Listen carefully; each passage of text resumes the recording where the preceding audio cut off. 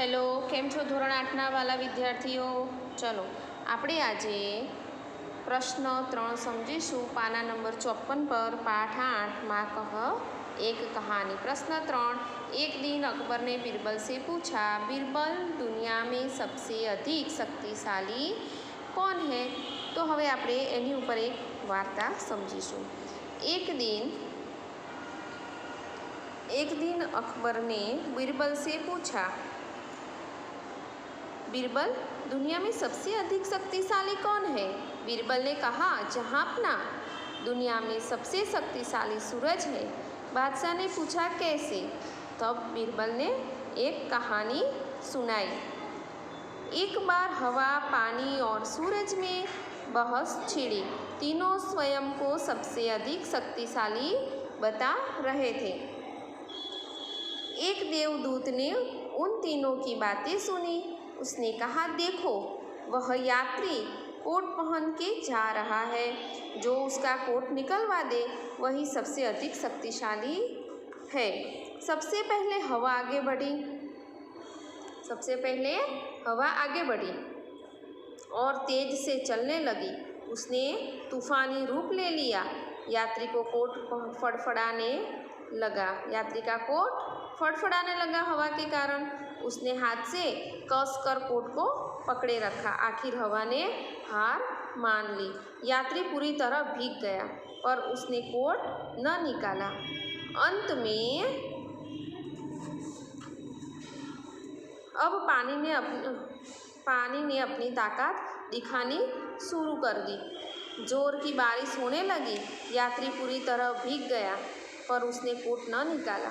अंत में सूरज की बारी आई तो हवा ने अपना जोर दिखा दिया, पानी ने अपना जोर दिखा दिया, लेकिन दोनों से उस आदमी का कोट निकलवा नहीं सके. अब आई बारी सूरज की तो इतनी तेज धूप निकली कि यात्री गर्मी सहन न कर सका. वह पसीना पसीना हो गया. परेशान होकर उसने कोट निकाल दिया. सबने सूरज की शक्ति का लोहा मान लिया. बादशाह ने भी बीरबल की बात का समर्थन किया.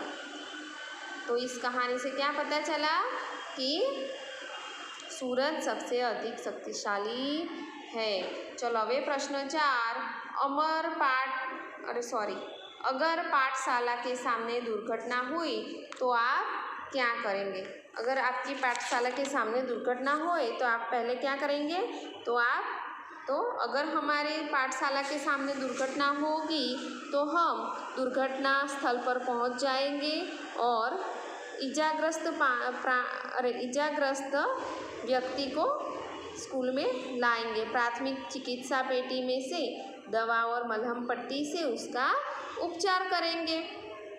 यदि चोट अधिक गंभीर हुई तो हम आसपास से डॉक्टर को बुलाएंगे या घायल को अस्पताल पहुंचाएंगे. प्रश्न 5. इस कविता को कहानी के रूप में लिखिए.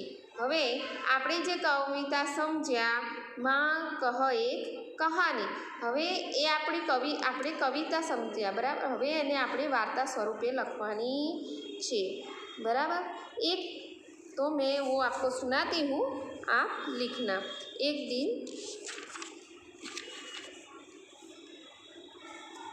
चलो सुनो तो कविता को हम कहानी का स्वरूप देंगे. राजकुमार सिद्धार्थ तप करने के लिए घर बार छोड़कर वन में चले गए थे. उनकी पत्नी का नाम यशोधरा था और राहुल उनका पुत्र था. एक दिन नन्हे राहुल ने माँ से कहानी सुनाने का आग्रह किया. तब यशोधरा ने उसे सिद्धार्थ के बचपन की एक घटना सुनाई. एक सुबह सिद्धार्थ बगीचे में टहल रहे थे. अचानक बाण से घायल एक हंस उनके पास आकर गिरा. सिद्धार्थ ने उसे उठा लिया. जरूरी उपचार कर उन्होंने हंस को बचा लिया. थोड़ी ही देर में हंस को घायल करने वाला शिकारी वहां आ पहुंचा. उसने राजकुमार सिद्धार्थ से अपना शिकार मांगा. सिद्धार्थ ने उसे हंस देने से साफ इनकार कर दिया. शिकारी बोला, यह हंस मेरे बाण से घायल हुआ है, इसलिए यह मेरा है. सिद्धार्थ ने कहा, मैंने इसे बचाया है, इसलिए इस हंस पर मेरा अधिकार है। दोनों में हंस को लेकर विवाद छिड़ गया। अंत में मामला न्यायालय में पहुंचा। यशोधरा ने राहुल को इतनी कहानी सुनाकर राहुल से कहा, अब तू बता कि घायल हंस पर किसका अधिकार होना चाहिए। राहुल ने कहा, इस मामले में न्याय दया के पक्ष में होना चाहिए। जिसने घायल हंस को बचाया उसी को हंस मिलना चाहिए, क्योंकि बचाने वाला मारने वाले से बड़ा होता है। माँ ने बेटे की प्रशंसा करते हुए कहा, तूने कहानी सुनी ही नहीं, उस पर विचार भी किया। तुझसे ऐसे ही न्याय की अपेक्षा थी। बराबर। तो આપણે પ્રશ્ન 5 સુધી બધું પતી ગયું છે। હવે આપણે ભાષા સજ્જતા આગળના પીરિયડમાં સમજીશું। બાય।